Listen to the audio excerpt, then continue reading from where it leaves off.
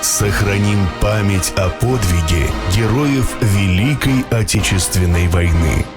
Расскажите немножко о том, когда вы были призваны в армию и когда, то есть для вас это все когда началось? В 1943 году, в январе месяце, 2 января, мне пришла повестка.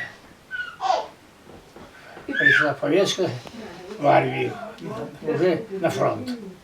Значит, и уже я был призван в действующую армию, где нас привезли на фронт. Сразу нас направили в Крым. А вот что больше всего запомнилось, самые яркие воспоминания, откуда, какие?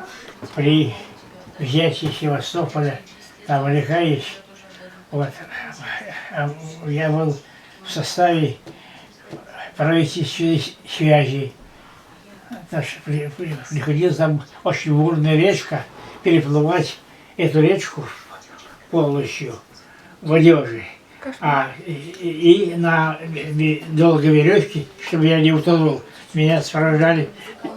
Я как переплыл туда, потом уже провод передал правительству.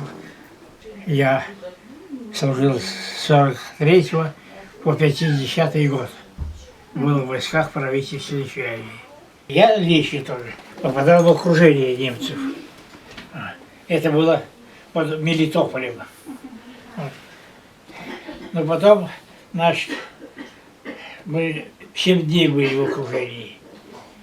Пищу нам бросали с самолета, сухари. И потом мы там делили. А потом, все-таки прорвали это кольцо, и из кольца нас всех освободили. Вот это тоже очень было, конечно, Страшно. печально. Конечно, страшно. Здесь говорить, что страх у каждого есть человека. Да.